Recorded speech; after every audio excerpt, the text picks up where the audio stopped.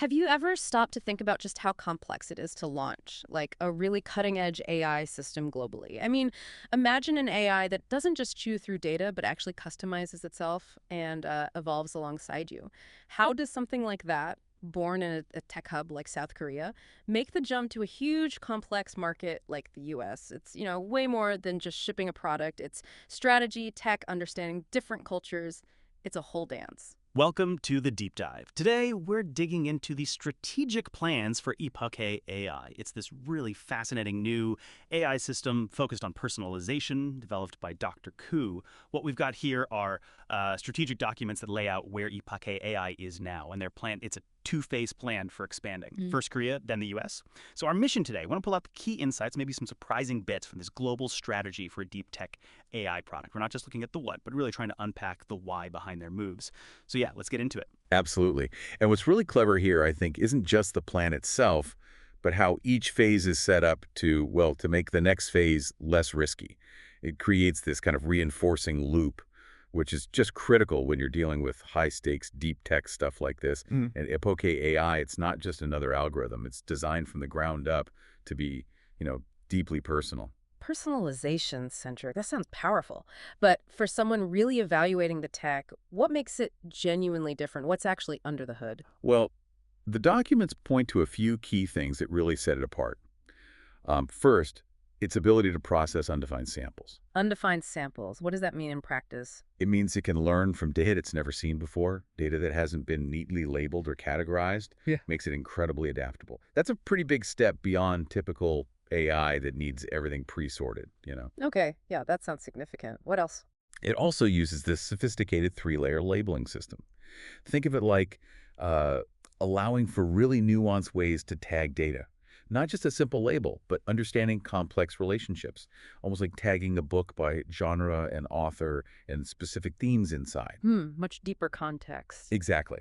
Then there's its progressive recognition. It basically keeps refining its understanding over time. It gets smarter with every interaction. So it learns continuously. Right. And maybe the most innovative part is the AI tree evolution structure. This is really cool. It means the AI can actually reorganize its own internal structure, its brain, so to speak, to learn new things more efficiently. It's dynamic. Wow, okay. That's a serious technical foundation. It sounds pretty mature already. Where is it right now, development-wise? They have a single user system fully built and running. It's already processed, get this, 300,000 samples using 624 different labels, and it's running on a pretty standard stack. Flask, which is a Person web framework, hosted on AWS EC2 cloud servers. Impressive. So the core engine is there and tested. Given that, where do they see it making the biggest impact? What industries are they targeting? The potential is broad. They mention healthcare, manufacturing, finance, retail. But the short-term plan is smart, I think. They're focusing initial pilot projects, proofs of concept, or POCs, specifically in healthcare and manufacturing, trying to get early wins there. Makes sense. Focus is key.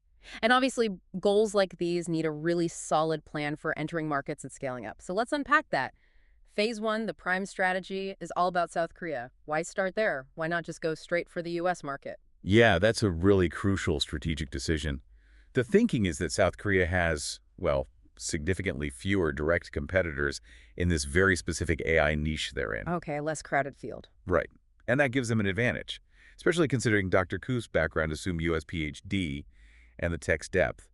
There's a good chance they can get positioned as a technology leader relatively quickly in Korea, get that early recognition. So stand out more easily. Are there other reasons to build that initial base in Korea? Policy advantages, maybe. Absolutely. Korea actually has some really helpful policies and institutions, especially for high-tech talent and people with overseas degrees. You've got programs like TIPES, that's a big government accelerator, and the Korea Technology Finance Corporation, K startup they call it, plus other R&D support initiatives. This kind of government backing, especially non-dilutive funding, can be, make or break for an early-stage company. That support system sounds incredibly valuable for getting off the ground. So what are the actual steps, the key actions for Epoch AI during this Korea phase? Well, the plan focuses on securing that initial seed investment and running those pilot PPOs we mentioned. They'll be applying hard for those government programs, TIPES, K-Startup, ICT R&D, and targeting specific Korean VCs, the ones who really get deep tech or AI. Also key, doing joint PTs with actual startups in healthcare and manufacturing. Real-world validation.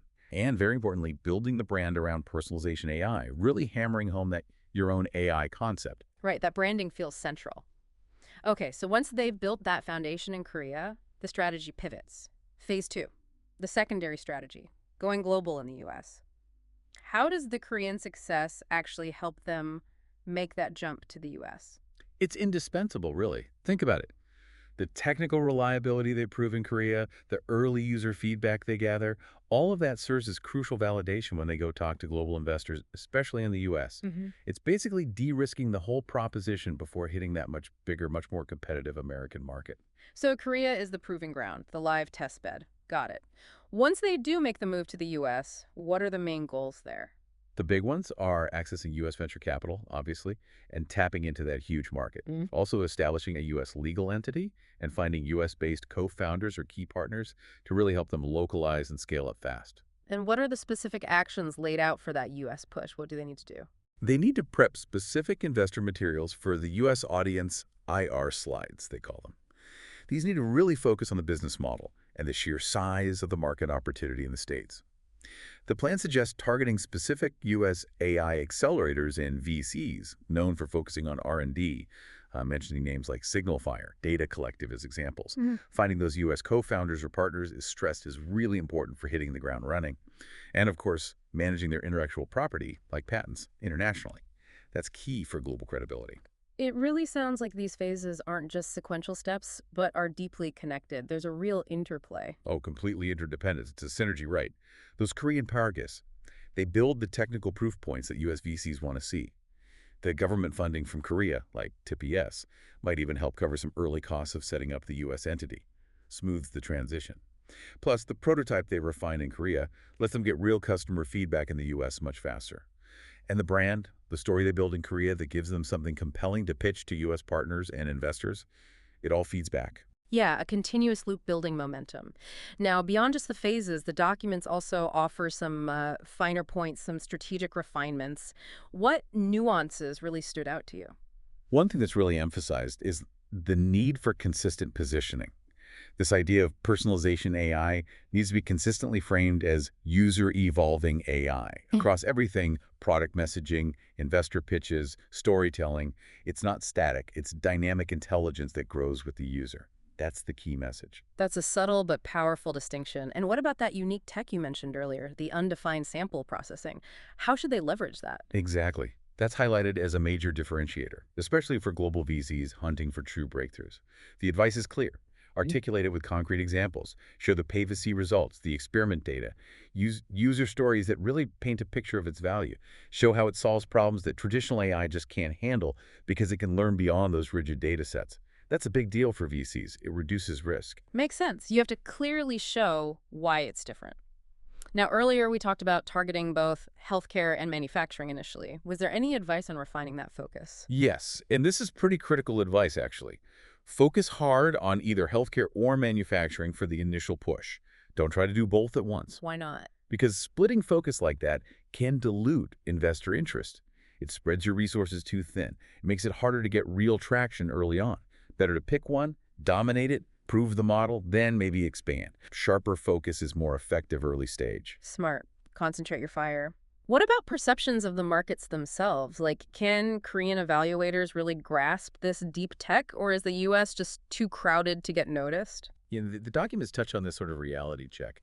There might have been an older perception that maybe Korean evaluators weren't always up to speed on the absolute cutting edge of AI. But that landscape has changed.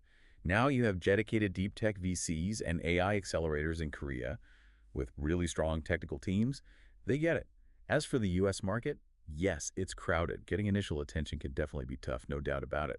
But once you do get connected, the U.S. offers way bigger opportunities. No. The focus there is on massive growth, marketability, the whole ecosystem is more mature. So harder entry, maybe, but potentially a much, much bigger payoff. Right. Navigate that initial barrier for the larger long-term prize. And speaking of long-term, is Korea seen as viable for the long haul, or is the U.S. ultimately where Epic AI needs to be to reach its full potential? That's where there's maybe a slight difference in emphasis in the sources, or perhaps it's a realistic assessment. Korea is presented as excellent for starting, proving the tech, getting that crucial early support, fantastic launch pad. But long term, there are limitations acknowledged. Market size, the depth of the talent pool for massive scaling, the sheer scale of later stage investment available, and even the M&A IPO environment. So the takeaway seems to be that for Epic AI to really scale and achieve its ultimate potential, moving into the US isn't just nice to have, it's framed as strategically essential. Okay, so to wrap up this deep dive, we've looked at this really methodical two-phase global plan for Epoche AI.